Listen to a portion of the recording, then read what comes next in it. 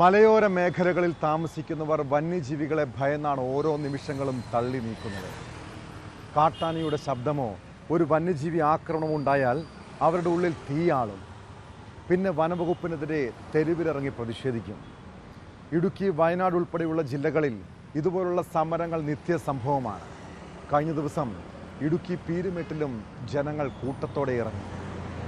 ആദിവാസിയായ സീത കാട്ടാനാക്രമണത്തിൽ കൊല്ലപ്പെട്ടതിന് പിന്നാലെ പ്രതിഷേധം ആളിക്കത്തി. എന്നാൽ സീതയുടെ ചിത എരിഞ്ഞടങ്ങും മുൻപേ ആ പ്രതിഷേധാഗ്നി കെട്ടടങ്ങി. സീതയുടെ മരണം കാട്ടാനാക്രമണത്തിലല്ലെന്നും സംഭവം കൊലപാതകമെന്നുമാണ് സംശയം. പോസ്റ്റ്മോർട്ടം റിപ്പോർട്ടിലെ കണ്ടെത്തലുകളിൽ പല ദുരൂഹതയുമുണ്ട്. ഭർത്താവ് ബിനു സീതയെ കൊലപ്പെടുത്തിയതാണോ? വിശദമായി പരിശോധിക്കുകയാണ് പോലീസ് പട്രോൾ. സ്വാഗതം.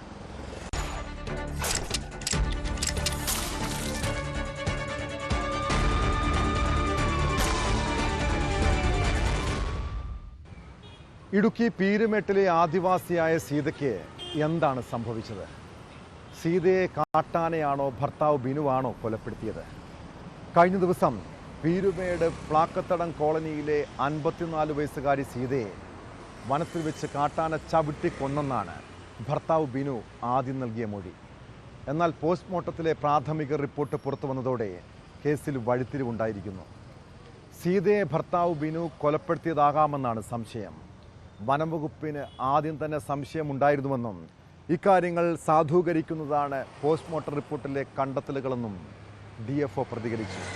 അതേസമയം കൂടുതൽ അന്വേഷണം ഇക്കാര്യത്തിൽ നടത്തേണ്ടതുണ്ടെന്നാണ് പോലീസ് നിലപാട്. സംഭവത്തിന് പിന്നാലെ ഭർത്താവ് ബിനു നിരീക്ഷണത്തിലാണ്.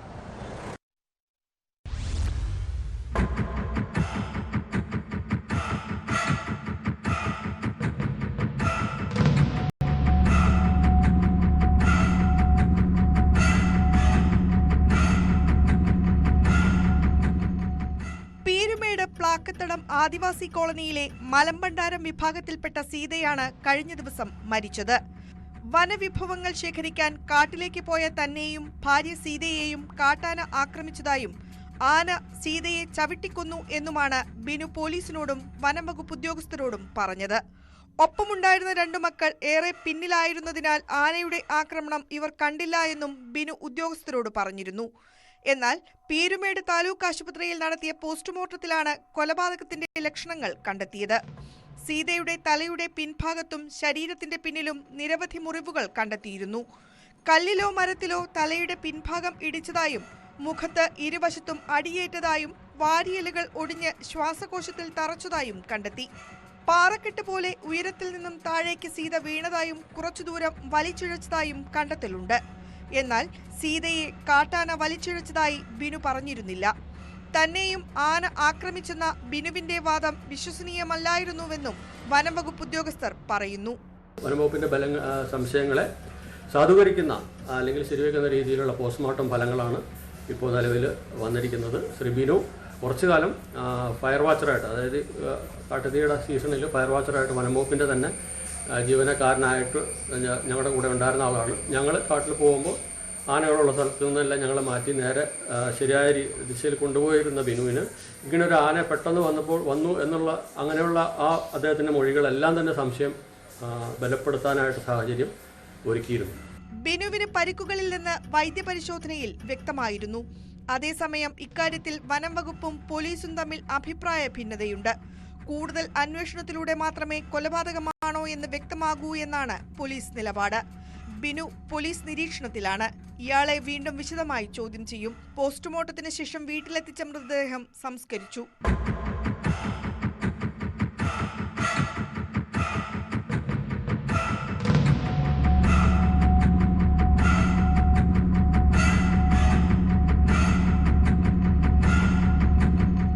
ന്യൂസ് 18 ഇടുക്കി.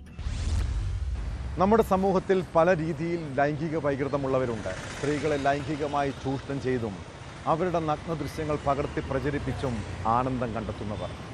ഒരു പ്രത്യേകതരം മാനസികാവസ്ഥയാണത്. കോഴിക്കോട് കുറ്റാടിയിലെ ലാബിൽ സ്ത്രീകളുടെ താമസ സ്ഥലത്ത് ഒളിക്യാമറ വെച്ച് നഗ്നദൃശ്യം പകർത്താൻ ശ്രമിച്ചത് ലാബ് നടത്തിപ്പുകാരനാണ്.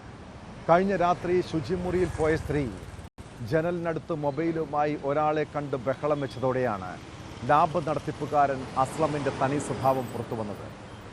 നാട്ടുകാരെത്തി സ്ഥാപനത്തിലെ CCTV പരിശോധിച്ചപ്പോഴാണ് അരീക്കര സ്വദേശി അസ്ലമാണ് ദൃശ്യം പകർത്തിയതെന്ന് വ്യക്തമായത്. കേസിൽ പ്രതി അസ്ലമിനെ പോലീസ് അറസ്റ്റ് ചെയ്തു.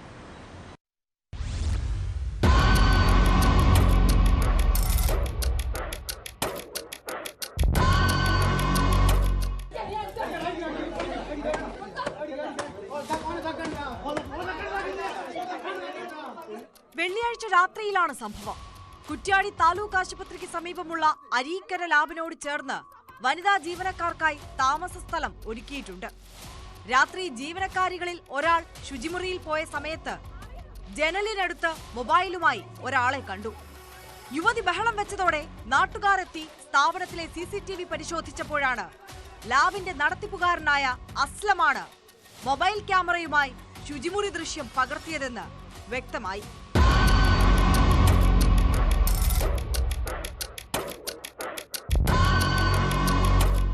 നാട്ടുകാരാണ് പ്രതി അസ്ലത്തെ പിടികൂടി പോലീസിന് കൈമാറിയത്. കുറ്റ്യാടി താലൂക്ക് ആശുപത്രിയിൽ പ്രവേശിപ്പിച്ച ഇയാളെ പിന്നീട് പോലീസ് സ്റ്റേഷനിലേക്ക് മാറ്റി. അരീക്കര ലാബിലെ വനിതാ ജീവനക്കാർക്കൊപ്പം മറ്റ് ചില ലാബുകളിലെ വനിതാ ജീവനക്കാരും താമസിച്ചിരുന്നത് ഇവിടെയാണ്. സംഭവത്തെ തുടർന്ന് മുഴുവൻ സ്ത്രീകളെയും സുരക്ഷിതമായ മറ്റ് സ്ഥലങ്ങളിലേക്ക് മാറ്റി. കൂടുതൽ യുവതികളുടെ ദൃശ്യങ്ങൾ ഇയാൾ ചിത്രീകരിച്ചോ എന്ന് പോലീസ് പരിശോധിച്ചു വരികയാണ്. സംഭവത്തിൽ പ്രതിഷേധിച്ച് BJP സ്ഥാപനത്തിലേക്ക് മാർച്ച് നടത്തി. ലാബിന്റെ പേരെഴുതിയ ബോർഡുകൾ പ്രവർത്തകർ അടിച്ചു തകർത്തു. ഇടുക്കി വണ്ടിപ്പെരിയാറിൽ വനിതാ പോലീസ് ഉദ്യോഗസ്ഥരുടെ ദൃശ്യങ്ങൾ പകർത്താൻ ഒളിക്യാമറ വെച്ച പോലീസുകാരൻ കഴിഞ്ഞ ദിവസം പിടിയിലായിരുന്നു.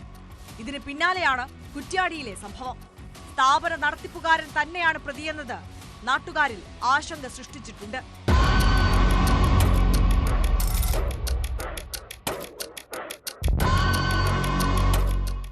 ന്യൂസ് 18 കോഴിക്കോട്.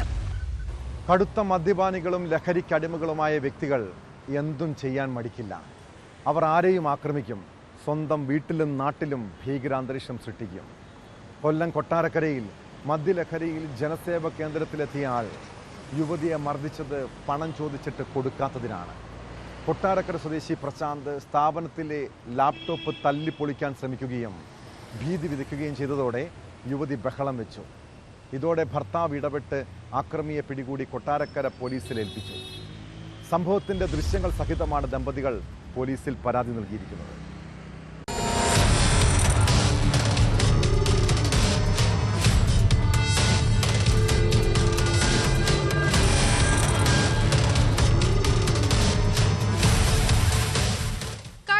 വൈകിട്ട് 4:15 പ്രശാന്ത് എന്നയാൾ മദ്യലഹരിയിൽ ചുങ്കത്തറയിലെ ജനസേവാ കേന്ദ്രത്തിലെത്തി.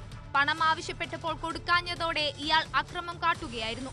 തുടർന്ന് സ്ഥാപനം നടത്തുന്ന അശ്വതിയുടെ കരണത്തടിച്ചതായാണ് പരാതി.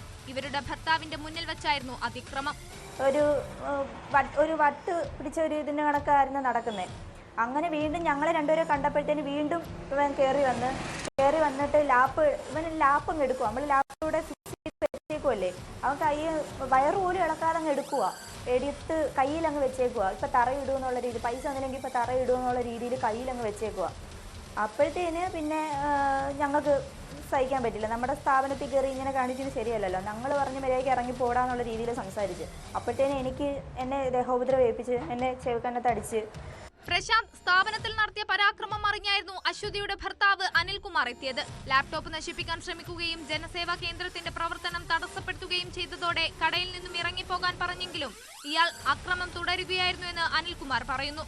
ഇവൻ എന്തിന്റെ അടിസ്ഥാനത്തിലാണ് ഈ അക്രമം കാണിച്ചത്? ഈ ഒരു പെങ്കൊച്ചിനോട് എന്തിന്റെ അടിസ്ഥാനത്തിലാണ്? അവന്റെ വീട്ടില് അവൻ പല പ്രശ്നവും നടത്തുന്നവനാണ്. അവന്റെ അമ്മ തന്നെ പോലീസ് ആ കേസ് പിൻവലിച്ചെങ്കിലും പോയപ്പള്ളി പോലീസ് സ്റ്റേഷനിൽ അവൻ്റെ അമ്മയുടെ കൈ തല്ലി ഒടിച്ചു എന്ന് പറഞ്ഞ് സ്വന്തം അമ്മ തന്നെ കൊടുത്ത കേസുണ്ടായിരുന്നു. നുണ പറയല്ല, അത് കൃത്യമായിട്ട് ചെന്ന് അന്വേഷിച്ച് കഴിഞ്ഞാൽ മനസ്സിലാവും. അവൻ്റെ അമ്മ പിന്നെ കേസ് പിൻവലിച്ചിട്ടുണ്ടോ ഇല്ലയോ എന്ന് എനിക്കറിയത്തില്ല. അങ്ങനെ അടിക്കേസുകളിലെല്ലാം പ്രതിയാണ് ഇവൻ. അവൻ്റെ അമ്മയുടെ കൈ തല്ലി ഒടിക്കാം, അവൻ്റെ പെങ്ങളോട് അവൻ എന്ത് കാണിക്കാം. പക്ഷെ പുറത്തിറങ്ങി മറ്റൊരു പെൺകുട്ടിയോട് ഇവൻ എന്തിനാണ് ഇത് കാണിച്ചത്? സംഭവം അറിഞ്ഞെത്തിയ കൊട്ടാരക്കര പോലീസ് പ്രശാന്തിനെ പിടികൂടി. ഇയാൾ നിരവധി ക്രിമിനൽ കേസുകളിൽ പ്രതിയാണ്. അമ്മയുടെ കൈ അടിച്ചൊടിച്ച കേസും പൂയപ്പള്ളി പോലീസ് സ്റ്റേഷനിൽ പ്രശാന്തിനെതിരെയുണ്ട്. പട്ടാപ്പകൽ സ്ഥാപനത്തിലെത്തി സ്ത്രീക്ക് നേരെ ആക്രമണം നടത്തിയ പ്രതിക്ക് തക്ക ശിക്ഷ നൽകണമെന്നാണ് നാട്ടുകാരുടെ ആവശ്യം.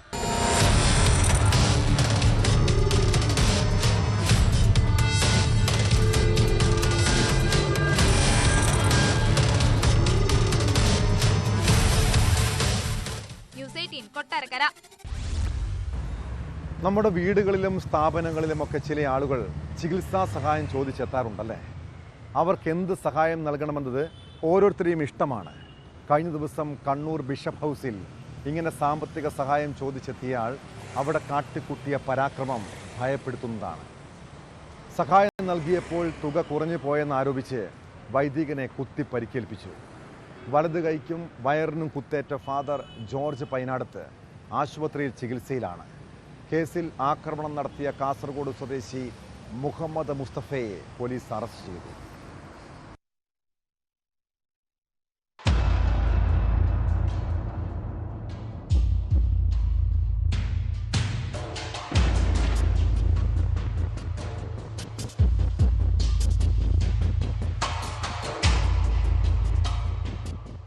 കണ്ണൂർ മേലെ ചൊവ്വയിലെ ബിഷപ്പ് ഹൗസിലാണ് അതിക്രമം. രോഗബാധിതരെന്ന് പറഞ്ഞ് സാമ്പത്തിക സഹായം ചോദിച്ചെത്തിയ ആളാണ് അഡ്മിനിസ്ട്രേറ്റർ ഫാദർ ജോർജ് പൈനാടത്തിനെ കുത്തിപ്പരിക്കേൽപ്പിച്ചത്.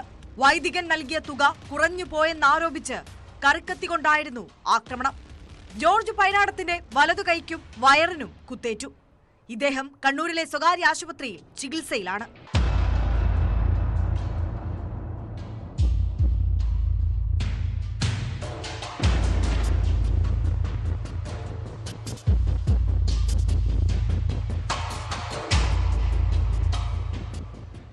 ആക്രമണം നടത്തിയ കാസർഗോഡ് ഭീമനടി സ്വദേശി സാവിയർ കുഞ്ഞിമോൻ എന്ന മുഹമ്മദ് മുസ്തഫയെ ടൗൺ പോലീസ് അറസ്റ്റ് ചെയ്തു. 1000 രൂപയാണ് ഇയാൾക്ക് വൈദികൻ സാമ്പത്തിക സഹായം നൽകിയത്. ഈ തുക കുറഞ്ഞു പോയെന്നാരോപിച്ചായിരുന്നു ആക്രമണം. പ്രതിക്കെതിരെ വധശ്രമത്തിനാണ് കേസ്. കോടതിയിൽ ഹാജരാക്കിയ പ്രതിയെ റിമാൻഡ് ചെയ്തു.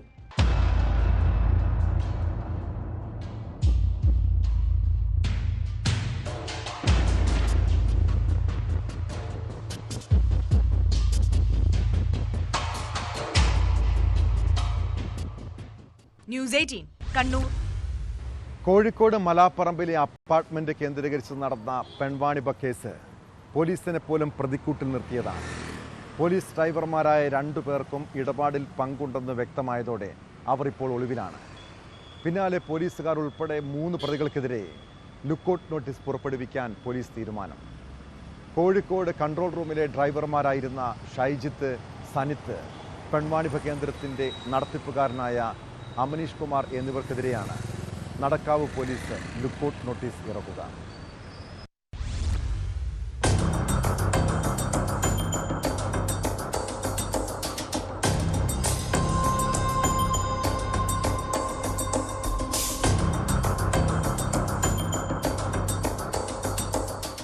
മലാപ്പറമ്പിലെ പെൺവാണിഭ കേന്ദ്രത്തിന്റെ പിന്നിൽ പോലീസുകാരായ ഷൈജിത്തും സനിത്തുമാണെന്ന് അന്വേഷണത്തിൽ വ്യക്തമായിരുന്നു.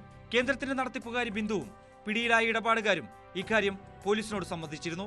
കേസിൽ പ്രതി ചേർക്കപ്പെട്ട പോലീസുകാരുടെ അക്കൗണ്ടിലേക്ക് ബിന്ദുവിന്റെ അക്കൗണ്ടിൽ നിന്നും ലക്ഷങ്ങൾ എത്തിയിരുന്നതായും കണ്ടെത്തി. സർവീസിൽ നിന്നും സസ്പെൻഡ് ചെയ്യപ്പെട്ട ഇരുവരെയും അറസ്റ്റ് ചെയ്യാനുള്ള നീക്കം പോലീസ് ആരംഭിച്ചതോടെയാണ് 2 പേരും ഒളിവിൽ പോയത്. പ്രതികളുടെ മൊബൈൽ ഫോൺ ഇന്നലെ ഓണായിരുന്നുവെങ്കിലും ഇന്ന് സ്വിച്ച് ഓഫ് ആയ നിലയിലാണ്.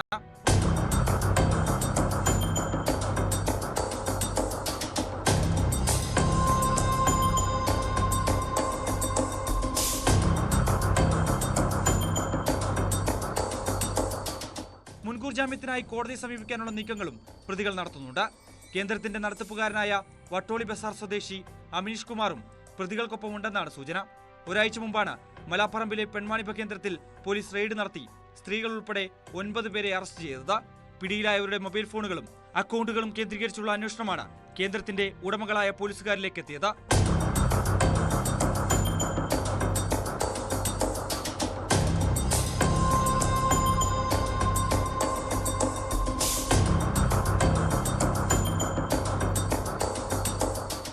ന്യൂസ് 18 കോഴിക്കോട്. സമൂഹ മാധ്യമങ്ങളിലൂടെ പരിചയപ്പെടുന്ന എല്ലാവരെയും കണ്ണടച്ച് വിശ്വസിച്ചാൽ ഉണ്ടാകുന്ന അപകടത്തെക്കുറിച്ച് തിരിച്ചറിഞ്ഞിട്ടുണ്ടോ? ചിലർ പ്രണയവും സൗഹൃദവും നടിച്ചടുത്തുകൂടും. പിന്നീട് കെണിയിൽപ്പെടുമ്പോഴാണ് ചതി മനസ്സിലാക്കുക. കോഴിക്കോട് വടകരയിൽ ഹണി ട്രാപ്പിൽ കുടുങ്ങിയ പ്രവാസി യുവാവിന് നഷ്ടമായത് വാഹനവും പണവുമാണ്. തെരേസ നൊവീന എന്ന യുവതി ഉൾപ്പെടെ 7 അംഗ സംഘമായിരുന്നു സംഭവത്തിന് പിന്നിൽ. കേസിൽ അറസ്റ്റിലായ പ്രതികളുടെ കൂട്ടാളികൾക്കായി പോലീസ് അന്വേഷണം ഊർജിതമാക്കി.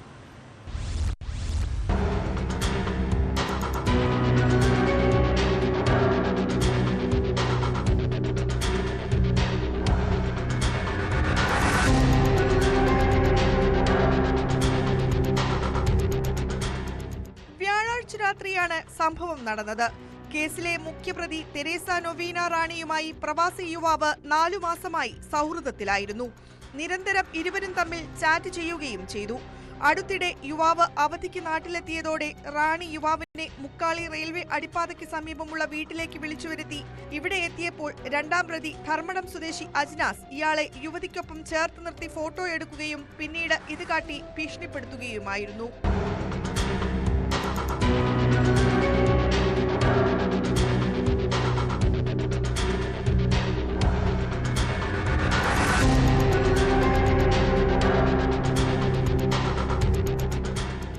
യുവതിക്കൊപ്പമുള്ള ഫോട്ടോ ഭാര്യയ്ക്ക് അയച്ചു നൽകുമെന്ന് പറഞ്ഞ് പ്രതികൾ യുവാവിന്റെ താർ ജീപ്പിൽ സൂക്ഷിച്ച 1,06,000 രൂപ കവരുകയും 5 ലക്ഷം രൂപ ആവശ്യപ്പെട്ട് വാഹനവുമായി കടന്നുകളയുകയും ചെയ്തു.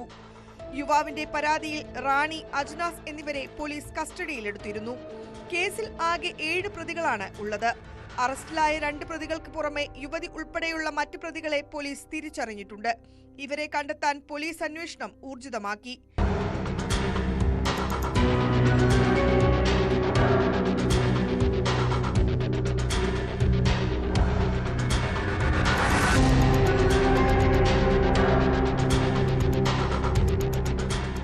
ന്യൂസ് 18 കോഴിക്കോട്.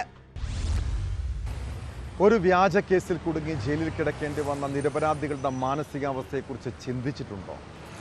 പോലീസും എക്സൈസും വനംവകുപ്പുമൊക്കെ ഇങ്ങനെ ഒട്ടേറെ പേരുടെ ജീവിതം തകർത്തിട്ടുണ്ട്. തൃശൂർ മുപ്പിളിയത്ത് മ്ലാവിറച്ചി എന്ന പേരിൽ വനംവകുപ്പ് ഉദ്യോഗസ്ഥർ പിടികൂടിയത് പോത്തിറച്ചിയായിരുന്നു. കേസിൽ അറസ്റ്റിലായതോടെ 35 ദിവസമാണ് 2 പേർക്ക് ജയിലിൽ കിടക്കേണ്ടി വന്നത്. ചാലക്കുടി മേച്ചിറ സ്വദേശിയും ചുമട്ട് തൊഴിലാളിയുമായ സുജേഷ്, സുഹൃത്ത് ജോബി എന്നിവർ കഴിച്ചത് മ്ലാവിറച്ചിയല്ലെന്ന് പരിശോധനയിൽ തെളിഞ്ഞു.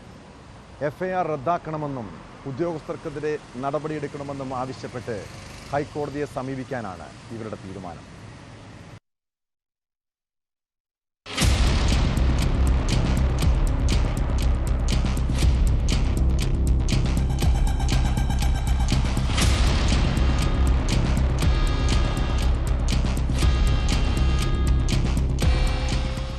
കഴിഞ്ഞ സെപ്റ്റംബറിൽ ജോബിയുടെ വീട്ടിൽ നിന്നാണ് ഇറച്ചി പിടികൂടുന്നത്.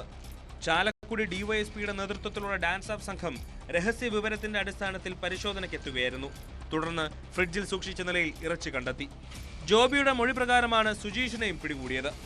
പോലീസ് വിവരമറിയിച്ചതോടെ വനം വകുപ്പ് ഉദ്യോഗസ്ഥർ എത്തി പിടിച്ചത് മ്ലാവിറച്ചിയാണെന്ന് ഉറപ്പിക്കുകയായിരുന്നു. മ്ലാവിനെ വേട്ടയാടി മാംസം പാചകം ചെയ്തു തുടങ്ങിയ വകുപ്പുകളാണ് ഇവർക്കെതിരെ ചുമത്തിയത്. കേസിൽ പ്രതികൾ 35 ദിവസം ജയിലിൽ കഴിഞ്ഞു. പിന്നീട് ഹൈക്കോടതിയിലെത്തിയാണ് ജാമ്യം നേടിയത്. എന്നാൽ ശാസ്ത്രീയ പരിശോധനാ ഫലം കേസിൽ വഴിത്തിരിവായി. പിടിച്ചത് മ്ലാവിറച്ചിയല്ലെന്നും കന്നുകാലി ഇറച്ചിയാണെന്നുമായിരുന്നു പരിശോധനാ ഫലം. പോലീസും വനംവകുപ്പ് ഉദ്യോഗസ്ഥരും മർദ്ദിച്ച് തെറ്റായ മൊഴി നൽകിപ്പിച്ചതായാണ് ഇവരുടെ ആരോപണം. ഞാനിപ്പോൾ ഈ വീഡിയോ ഇപ്പോൾ ഈ ചാനലിന് വേണ്ടിയിട്ട് പറഞ്ഞ് കാര്യങ്ങളൊക്കെ ഞാൻ പറഞ്ഞത് സത്യങ്ങളാണ്. പക്ഷേ എന്തെന്ന് വെച്ച് കഴിഞ്ഞാൽ ഇനി വരണ കാര്യങ്ങൾ എന്താണെന്ന് വെച്ച് കഴിഞ്ഞാൽ എനിക്ക് നല്ല ഭയമുണ്ട്. കാരണം നമ്മൾ സത്യമായിട്ടുള്ള കാര്യങ്ങളാണ് പറഞ്ഞത്, നമ്മൾ സത്യമായിട്ട് കാര്യങ്ങൾ എഴുതുക. ഇനി ഇതിൻ്റെ പേരിൽ വേറെ നമ്മളെ മേത്തേക്ക് വേറെ കേസുകളോ എന്തെങ്കിലുമൊക്കെ വന്നു കഴിഞ്ഞാൽ അത് നല്ലൊരു ഭയമുണ്ട് എനിക്ക്. ഏകദേശം 35 ദിവസക്കാലം റിമാൻഡിൽ കിടക്കുന്ന ഒരു സാഹചര്യം ഉണ്ടായിരുന്നു. ഈ 35 ദിവസത്തിന് ശേഷം ഹൈക്കോടതിയിൽ നിന്നാണ് അദ്ദേഹത്തിന് ജാമ്യം കിട്ടിയത്. ആ സമയത്തെല്ലാം നമ്മൾ ബെയിൽ ആപ്ലിക്കേഷൻ കൃത്യമായിട്ട് കാര്യങ്ങൾ പറഞ്ഞിരുന്നു. ഇത് അദ്ദേഹം വീട്ടിൽ കറി വയ്ക്കാൻ മേടിച്ച ബീഫ് ഇറച്ചിയാണെന്നുള്ളത് പറഞ്ഞിരുന്നു. പക്ഷേ ഫോറസ്റ്റുകാർക്ക് എന്തോ മുൻവൈരാഗ്യത്തിൻ്റെ പേരിൽ അദ്ദേഹത്തെ കൊടുക്കണമെന്നുള്ള ഉദ്ദേശത്തോടു കൂടി തന്നെയാണെന്ന് അവർ പ്രവർത്തിച്ചത്. FIR റദ്ദാക്കണമെന്നും ഉദ്യോഗസ്ഥർക്കെതിരെ നടപടിയെടുക്കണമെന്നും ആവശ്യപ്പെട്ട് ഹൈക്കോടതിയെ സമീപിക്കാനാണ് പ്രതികളുടെ തീരുമാനം. അതേസമയം മ്ലാവിറച്ചിയാണെന്ന് പറഞ്ഞ് യുവാക്കൾ നടത്തിയ വാട്സാപ്പ് സംഭാഷണം തെളിവായി ഉണ്ടെന്നാണ് വനം വകുപ്പിന്റെ വാദം. വന്യജീവി സംരക്ഷണ നിയമപ്രകാരം ഇത്തരം കേസുകൾ കൈകാര്യം ചെയ്യുന്നത് അപ്പോൾ കിട്ടുന്ന തെളിവുകളുടെ അടിസ്ഥാനത്തിലാണെന്നും ശാസ്ത്രീയ പരിശോധനാ ഫലം വൈകാറുണ്ടെന്നും വനം വകുപ്പ് പറയുന്നു.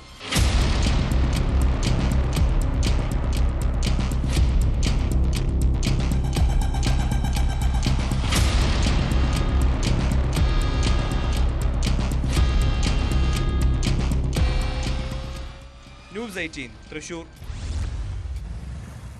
കാസർഗോഡ് MDMA എന്ന് കരുതി കൽക്കണ്ടപ്പൊടി പിടികൂടിയ കേസിൽ 151 ദിവസം ജയിലിൽ കിടന്ന 2 യുവാക്കളുടെ ദുരിത കഥ നമ്മൾ കേട്ടതാണ്.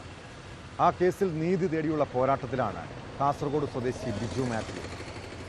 എന്നാൽ വ്യാജ ലഹരി കേസിൽ ആരോപണ വിധേയരായ പോലീസ് ഉദ്യോഗസ്ഥരെ സന്ദർശിക്കുന്ന അന്വേഷണ റിപ്പോർട്ട് പുറത്തു വന്നു.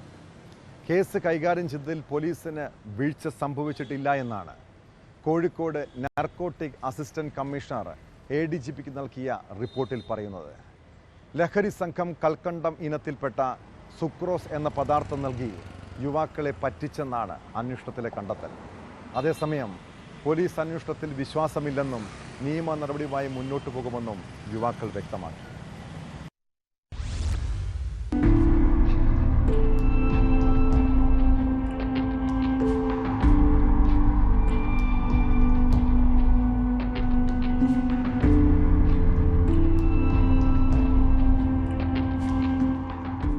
കൽക്കണ്ടം MDMA ആണെന്ന് തെറ്റിദ്ധരിച്ച് നിരപരാധികളെ 151 ദിവസം ജയിലിലിട്ട സംഭവത്തിലാണ് ഉത്തരവാദികളായ പോലീസ് ഉദ്യോഗസ്ഥരെ ന്യായീകരിച്ചുള്ള അന്വേഷണ report. Kozhikode narcotic assistant commissioner KA Bose ADGPക്ക് നൽകിയ റിപ്പോർട്ടിൽ പോലീസിന് വീഴ്ച സംഭവിച്ചിട്ടില്ലെന്നാണ് പറയുന്നത്. MDMA എന്ന് പറഞ്ഞ് ലഹരി മാഫിയ സംഘം കൽക്കണ്ടം ഇനത്തിൽപ്പെട്ട സുക്രോസ് എന്ന പദാർത്ഥം നൽകി യുവാക്കളെ പറ്റിച്ചെന്നാണ് റിപ്പോർട്ടിലുള്ളത്. രാസപരിശോധനാ ഫലം പുറത്തു വന്നതോടെയാണ് യുവാക്കൾ തങ്ങൾ പറ്റിക്കപ്പെട്ടുവെന്ന കാര്യം അറിയുന്നത്. പോലീസ് പിടികൂടിയപ്പോഴോ കോടതിയിലോ ഇത് MDMA അല്ലെന്ന് യുവാക്കൾ പറഞ്ഞിട്ടില്ലെന്നും അന്വേഷണ റിപ്പോർട്ടിൽ പറയുന്നു. 3 തവണ ജാമ്യാപേക്ഷ നൽകിയപ്പോഴും കൈവശമുണ്ടായിരുന്നത് രാസലഹരി അല്ലെന്ന് പറഞ്ഞിട്ടില്ല. രാസപരിശോധനാ ഫലം വന്നപ്പോൾ തന്നെ യുവാക്കളെ ജയിൽ മോചിതരാക്കിയെന്നും അതുകൊണ്ട് തന്നെ കേസന്വേഷണത്തിൽ വീഴ്ച സംഭവിച്ചിട്ടില്ലെന്നുമാണ് അന്വേഷണ റിപ്പോർട്ട്.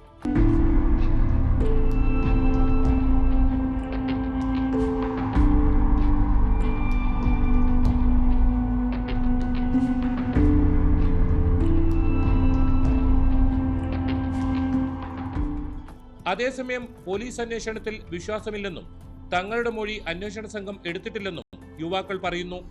ഏകപക്ഷീയമായ അന്വേഷണമാണ് നടത്തിയതെന്നും ഇവർ കുറ്റപ്പെടുത്തുന്നു. സംഭവത്തിൽ നിയമ നടപടിയുമായി മുന്നോട്ടു പോകാനാണ് ഇവരുടെ തീരുമാനം.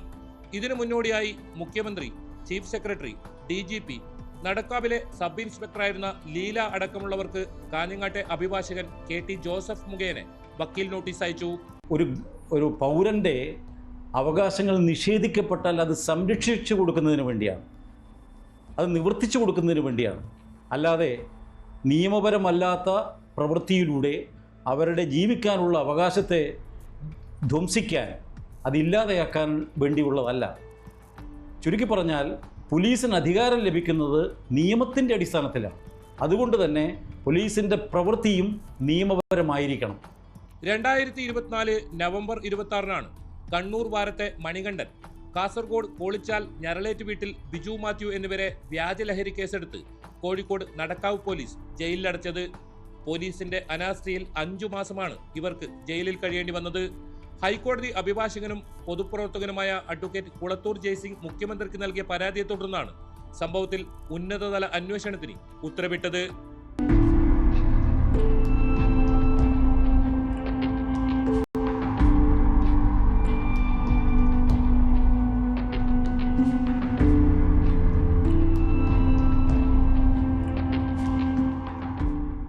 ന്യൂസ് 18 കാസർഗോഡ്.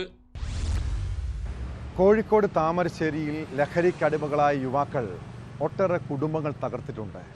ലഹരി മൂത്ത് സ്വന്തം അമ്മയെയും ഭാര്യയെയും സുഹൃത്തുക്കളെയും പോലും കൊലപ്പെടുത്തിയ സംഭവങ്ങൾ ഞെട്ടലോടെയാണ് നമ്മൾ കേട്ടത്. അതിലേറ്റവും പ്രമാദമായ കേസുകളിൽ ഒന്നാണ് താമരശ്ശേരി ഷിബില കൊലക്കേസ്. 24-കാരി ഷിബിലയെ ഭർത്താവ് വീട്ടിൽ കയറി കുത്തിക്കൊന്ന കേസിൽ പോലീസ് കുറ്റപത്രം സമർപ്പിച്ചിരിക്കുന്നു. Thamarassery judicial first class magistrate കോടതിയിലാണ് അന്വേഷണ സംഘം 600 പേജുള്ള കുറ്റപത്രം നൽകിയത്.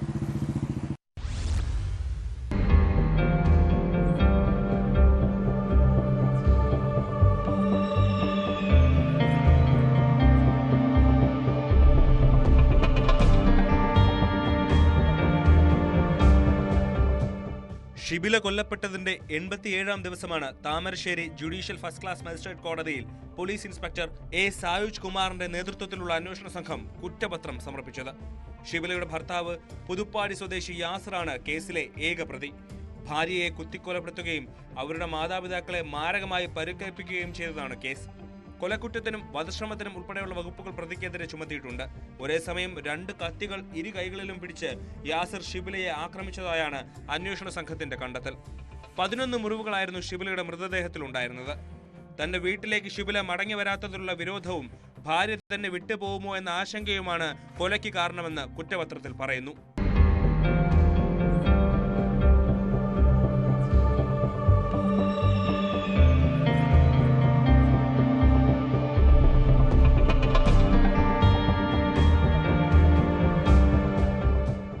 $600 പേജുള്ള കുറ്റപത്രത്തിനൊപ്പം 76 അനുബന്ധ രേഖകളും പോലീസ് കോടതിയിൽ സമർപ്പിച്ചു.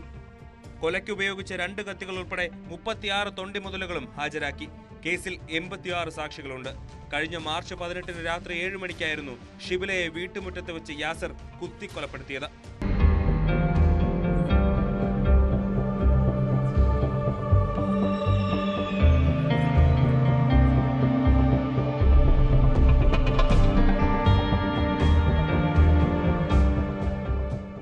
ന്യൂസ് 18 താമരശ്ശേരി. ചില നായ്ക്കൾ വഴിയിൽ ചത്തുകിടന്നാൽ പോലും ഒരു മനുഷ്യനും തിരിഞ്ഞു നോക്കാറില്ല. ഒടുവിൽ ആരോരുമില്ലാതെ പുഴുവരിച്ച് മണ്ണോട് മണ്ണടിയുന്നതാകും അതിൻ്റെ അവസ്ഥ. മനസ്സാക്ഷി തൊട്ടു തീണ്ടിയിട്ടില്ലാത്ത ചില മനുഷ്യരുടെയും അന്ത്യം ഇങ്ങനെയാകും. മൃതദേഹം ഏറ്റെടുക്കാനോ സംസ്കരിക്കാനോ ഉറ്റവർ പോലും ഉണ്ടാകില്ല. തൃശ്ശൂർ പടിയൂരിൽ 2ാം ഭാര്യയെയും ഭാര്യാമാതാവിനെയും കഴുത്ത് ഞെരിച്ച് കൊലപ്പെടുത്തിയ പ്രേംകുമാറിൻ്റെ മൃതദേഹം ഏറ്റെടുക്കാൻ ബന്ധുക്കൾ തയ്യാറായില്ല. ഇതോടെ പ്രതിയുടെ മരണം സംഭവിച്ച കേദാർനാഥിൽ തന്നെ സംസ്കാരം നടത്താൻ ഉത്തരാഖണ്ഡ് പോലീസിൻ്റെ തീരുമാനം. കേദാർനാഥിലെ വിശ്രമ കേന്ദ്രത്തിൽ ആത്മഹത്യ ചെയ്ത നിലയിൽ കഴിഞ്ഞ ദിവസമാണ് പ്രേംകുമാറിൻ്റെ മൃതദേഹം കണ്ടെത്തിയത്.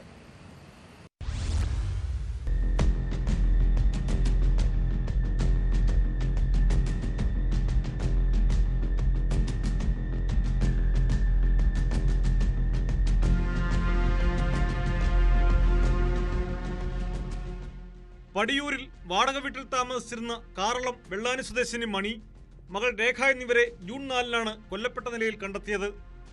ഇരട്ടക്കൊലപാതകത്തിന് ശേഷം രേഖയുടെ ഭർത്താവ് പ്രേംകുമാർ ഒളിവിൽ പോയിരുന്നു. ഇയാളെ ഡൽഹിയിലുള്ള സുഹൃത്തുക്കൾ സംരക്ഷിക്കുന്നതായി സൂചന ലഭിച്ചതോടെ അന്വേഷണ സംഘം അവിടെ എത്തി തെരച്ചിൽ നടത്തുന്നതിനിടെയാണ് മരണം. കേദാർനാഥിലെ വിശ്രമ കേന്ദ്രത്തിൽ അനക്കമില്ലാതെ കിടന്ന പ്രേംകുമാറിനെ നാട്ടുകാരാണ് സമീപത്തെ ആശുപത്രിയിൽ എത്തിച്ചത്. ഇയാളുടെ കയ്യിലുണ്ടായിരുന്ന പേഴ്സിലെ കുറിപ്പിൽ നിന്ന് ലഭിച്ച ഫോൺ നമ്പറിൽ വിളിച്ചാണ് ആശുപത്രി ജീവനക്കാർ ബന്ധുക്കളെ വിവരം അറിയിച്ചത്. അന്വേഷണ സംഘം കേദാർനാഥിലെത്തി മരിച്ചത് പ്രേംകുമാർ തന്നെയെന്ന് സ്ഥിരീകരിച്ചു. ആത്മഹത്യയാണെന്നാണ് പ്രാഥമിക നിഗമനം. പോസ്റ്റ്മോർട്ടം റിപ്പോർട്ട് ലഭിച്ചാലേ മരണകാരണം വ്യക്തമാകൂ എന്ന് പോലീസ് പറഞ്ഞു.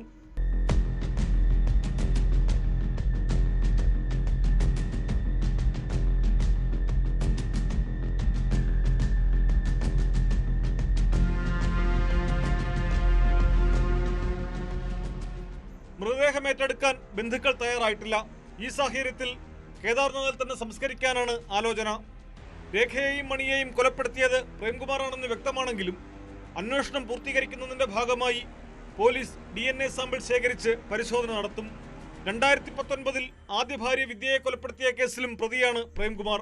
ഈ കേസിൽ ജാമ്യത്തിലിറങ്ങിയ ശേഷം 5 മാസം മുൻപാണ് രേഖയെ വിവാഹം കഴിച്ചത്. തന്റെ ആദ്യ ഭാര്യ അപകടത്തിൽ മരിച്ചുപോയതാണെന്നാണ് ഇയാൾ രേഖയോട് പറഞ്ഞിരുന്നത്. സ്വന്തം കുടുംബവുമായും പ്രേംകുമാർ യാതൊരു ബന്ധവും പുലർത്തിയിരുന്നില്ല. രേഖയ്ക്ക് മറ്റു ബന്ധങ്ങളുണ്ടെന്ന സംശയമാണ് കൊലപാതകത്തിൽ കലാശിച്ചത്.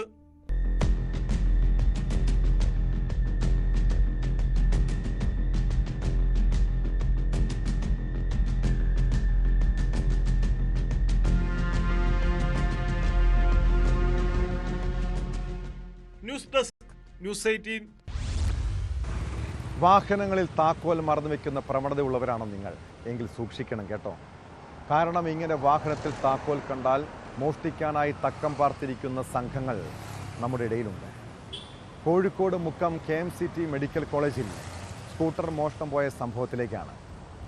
ആശുപത്രിയിൽ രോഗിയെ കാണാനെത്തിയ സ്ത്രീ സ്കൂട്ടറിൻ്റെ താക്കോൽ എടുക്കാൻ മറന്നുപോയി.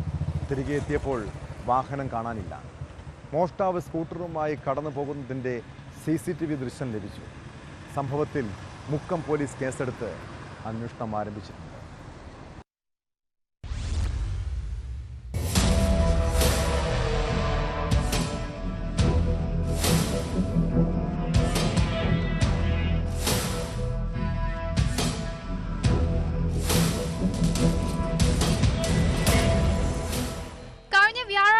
മോഷണം. ചാത്തമംഗലം NIT സ്വദേശി ജലീലിന്റെ ഭാര്യ ചികിത്സയിലുള്ള ബന്ധുവിനെ കാണാനായി മുക്കം KMTC മെഡിക്കൽ കോളേജിലെത്തിയതായിരുന്നു. ആശുപത്രിയിലെ പാർക്കിംഗിലാണ് സ്കൂട്ടർ വെച്ചത്.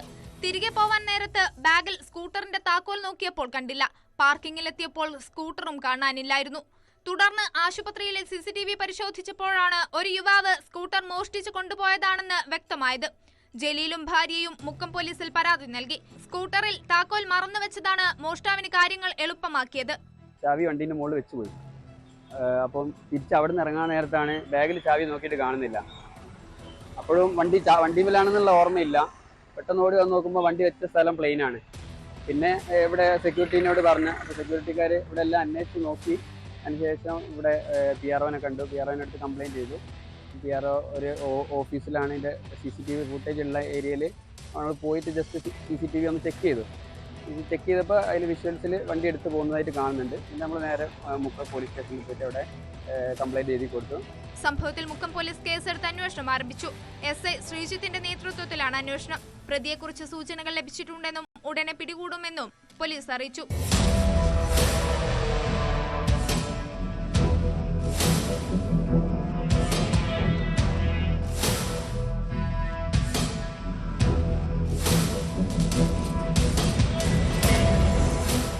ന്യൂസ് 18 മുക്കം. കനത്ത മഴയുടെ മറവിൽ ഇടുക്കിയിൽ ചന്ദനമോഷണം വ്യാപകമാകുന്നുണ്ട്. സ്ഥിരമായി ആൾതാമസമില്ലാത്ത സ്ഥലങ്ങൾ കേന്ദ്രീകരിച്ചാണ് മോഷണം നടക്കുന്നത്. കഴിഞ്ഞ ഒരാഴ്ചക്കിടെ മുണ്ടിയേരുമ ദേവഗിരി ഭാഗത്തെ സ്വകാര്യ ഭൂമിയിൽ നിന്ന് നിരവധി മരങ്ങൾ മുറിച്ചു കടത്തി. കാതൽ കുറവായതിനാൽ പാതി മുറിച്ച് ഉപേക്ഷ നിലയിലുള്ള മരങ്ങളും കണ്ടെത്തിയിട്ടുണ്ട്.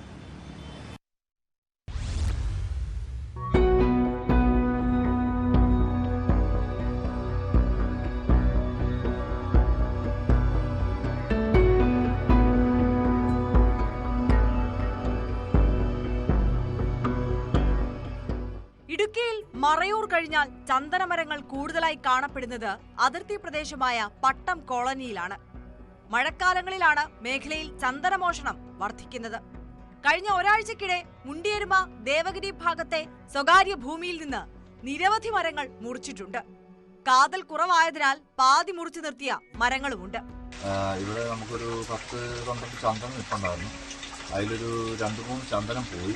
ഒരു നമ്മളിവിടെ ഇല്ലാത്ത സമയത്താണ് ഈ സാധനം പോയത്. അതുപോലെ തന്നെ മഴ സമയമായിരുന്നു. രാത്രിയിലാണ് പോയേക്കുന്നത്. ഒരു 2-3 ദിവസം മുമ്പ് ഇതേപോലെ ഒരെണ്ണം വെട്ടിയിട്ട്, ഒരു 5-6 ദിവസം മുമ്പ് ഒരെണ്ണം വെട്ടിയിട്ടിരുന്ന് കണ്ടായിരുന്നു.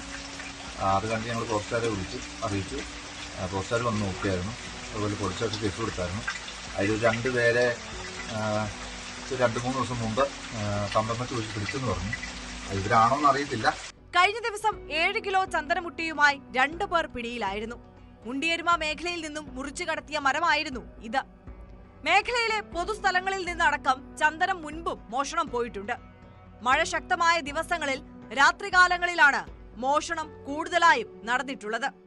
മോഷണം നടന്നാലും നിയമപ്രശ്നങ്ങൾ ഓർത്ത് പല ഭൂ ഉടമകളും കേസിന് പോകാറുമില്ല.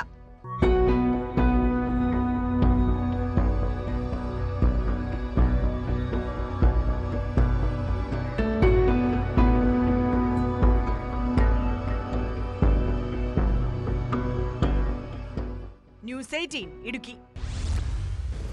അഹമ്മദാബാദ് വിമാനാപകടം നടന്ന് 3 ദിവസമാകുമ്പോഴും ദുരന്തത്തിൻ്റെ കാരണം ഇപ്പോഴും അവ്യക്തമാണ്. എയർക്രാഫ്റ്റ് ആക്സിഡന്റ് ഇൻവെസ്റ്റിഗേഷൻ ബ്യൂറോയ്ക്ക് പുറമെ കേന്ദ്ര വ്യോമയാന മന്ത്രാലയവും അന്വേഷണത്തിന് വിദഗ്ധ സമിതിക്ക് രൂപം നൽകി. അതിനിടെ എയർ ഇന്ത്യ പൈലറ്റിൻ്റെ അവസാന ശബ്ദ സന്ദേശം പുറത്തു വന്നിട്ടുണ്ട്.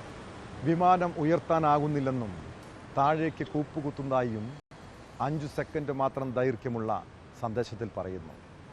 ഇന്ന് നടത്തിയ തെരച്ചിലിൽ ഒരു മൃതദേഹം കൂടി കണ്ടെത്തി.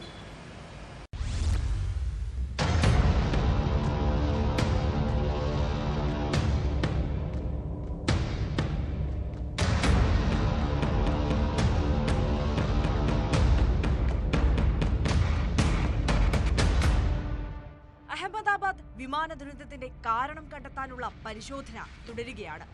ഫ്ലൈറ്റ് ഡേറ്റ റെക്കോർഡർ കണ്ടെടുത്ത സാഹചര്യത്തിൽ വിശദമായ പരിശോധനയിൽ ഉത്തരം കണ്ടെത്താൻ കഴിയുമെന്ന പ്രതീക്ഷയിലാണ് എയർക്രാഫ്റ്റ് ആക്സിഡന്റ് ഇൻവെസ്റ്റിഗേഷൻ ബ്യൂറോ. AIBക്ക് പുറമെ കേന്ദ്ര വ്യോമയാന മന്ത്രാലയം നിയോഗിച്ച വിദഗ്ധ സമിതിയും അപകടത്തെക്കുറിച്ച് അന്വേഷിക്കും. കേന്ദ്ര ആഭ്യന്തര സെക്രട്ടറി അധ്യക്ഷനായ സമിതിയിൽ വ്യോമയാന സെക്രട്ടറി, അഹമ്മദാബാദ് പോലീസ് കമ്മീഷണർ, ഗുജറാത്തിലെ മറ്റുദ്യോഗസ്ഥർ തുടങ്ങിയവർ അംഗങ്ങളാണ്. ഭാവിയിൽ ഇത്തരം അപകടങ്ങൾ ഉണ്ടാകാതിരിക്കാനുള്ള ശുപാർശകളും സമിതി സമർപ്പിക്കും. അപകടത്തിൽപ്പെട്ട വിമാനം പാരീസ് ഡൽഹി യാത്ര പൂർത്തീകരിച്ചതാണെന്നും തകരാറൊന്നും ഉണ്ടായിരുന്നില്ലെന്നുമാണ് വ്യോമയാന മന്ത്രാലയം വിശദീകരിക്കുന്നത്. जहां तक विमान के पूरे इतिहास की बात है, विमान ने इस दुर्घटना से पहले पेरिस दिल्ली अहमदाबाद सेक्टर की उड़ान बिना किसी घटना के पूरी की थी. उसमें कोई रिपोर्ट नहीं थी. पेरिस से दिल्ली और दिल्ली से अहमदाबाद सेक्टर की उड़ान बिना किसी घटना के पूरी की थी. അതിനിടെ എയർ ഇന്ത്യ പൈലറ്റിന്റെ അവസാന ശബ്ദ സന്ദേശം പുറത്തുവന്നു. വിമാനം ഉയർത്താനാകുന്നില്ലെന്നും താഴേക്ക് കൂപ്പുകുത്തുന്നതായും 5 സെക്കൻഡ് മാത്രം ദൈർഘ്യമുള്ള സന്ദേശത്തിൽ പറയുന്നു. മെയ്ഡേ സന്ദേശം ലഭിച്ച കാര്യം വ്യോമയാന മന്ത്രിയും സ്ഥിരീകരിച്ചു.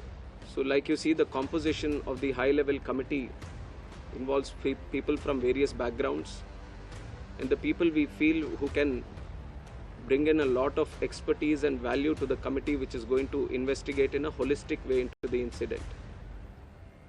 And we have put a time limit of 3 months for them to sit down, talk to various stakeholders, and involve and discuss with any other important expert that is necessary as per their investigation.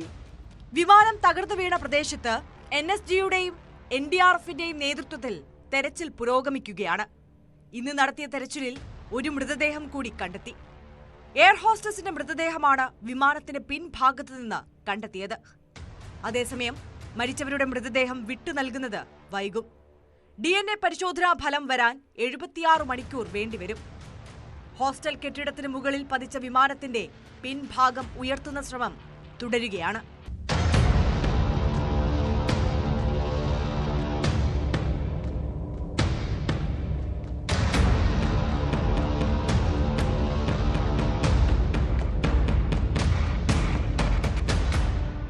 National desk, news 18. കുറ്റകൃത്യങ്ങളുടെ മറ്റു ചില വാർത്തകൾ ചുരുക്കത്തിൽ. അശോക സ്തംഭത്തെ അപമാനിക്കുന്ന തരത്തിൽ ഫേസ്ബുക്കിൽ പോസ്റ്റിട്ടയാൾക്കെതിരെ case. ജനാധിപത്യ വേദി നിർവാഹക സമിതി അംഗം NT ബാലകൃഷ്ണനെതിരെയാണ് കൊയിലാണ്ടി പോലീസ് സ്വമേധയാ കേസെടുത്തത്. മണ്ണാർക്കാട് വട്ടമ്പലം മദർ കെയർ ആശുപത്രിയിൽ മോഷണം നടത്തിയ പ്രതി പിടിയിൽ. പിടിയിലായത് തെങ്കര സ്വദേശി മുഹമ്മദ് റഫീഖ്. മണ്ണാർക്കാട് ശിവൻകുന്നിൽ ആളില്ലാത്ത വീട് കുത്തിത്തുറന്ന് മോഷണം നടത്തിയ കേസിൽ മുഖ്യപ്രതി ഡാലുവിന്റെ സഹായിയെയും പോലീസ് അറസ്റ്റ് ചെയ്തു. മേലാറ്റൂർ സ്വദേശി ഷുഹൈബാണ് അറസ്റ്റിലായത്. വടക്കഞ്ചേരിയിൽ സ്വകാര്യ ആശുപത്രിയിൽ നിന്നും മൊബൈൽ മോഷ്ടിച്ചയാൾ പിടിയിൽ. പിടിയിലായത് തിരുപ്പൂർ സ്വദേശി പെരുമാൾ രാജേന്ദ്രൻ. നിയമത്തിനും നിയമവ്യവസ്ഥയ്ക്കും പുല്ലുവില കൽപ്പിക്കുന്നവർക്ക് പോലീസിനെ പോലും പേടിയില്ല. മൂവാറ്റുപുഴ കദളിക്കാട് പോലീസ് ഉദ്യോഗസ്ഥനെ കാറെടുപ്പിച്ച് കൊല്ലാൻ ശ്രമിച്ചത് വാഹന പരിശോധനയ്ക്കിടെയാണ്. കല്ലൂർക്കാട് പോലീസ് സ്റ്റേഷനിലെ SI മുഹമ്മദ് EMന് നേരെയാണ് ആക്രമണം നടന്നത്. പോലീസ് ഉദ്യോഗസ്ഥൻ്റെ ശരീരത്തിലൂടെയും അമിത വേഗത്തിലെത്തിയ കാർ കയറ്റിയിറക്കുകയായിരുന്നു. 2 പേർക്കെതിരെ വധശ്രമത്തിന് കേസെടുത്ത പോലീസ് കാറിലുണ്ടായിരുന്ന പ്രതികൾക്കായി അന്വേഷണം ആരംഭിച്ചു. പോലീസുകാരനെ ഇടിച്ചിട്ട് വാഹനവുമായി രക്ഷപ്പെട്ടെങ്കിലും പലതും സംശയിക്കേണ്ടിയിരിക്കുന്നു. ഇതോടെ പോലീസ് റോൾ പൂർണ്ണമാകുന്നു. നമസ്കാരം.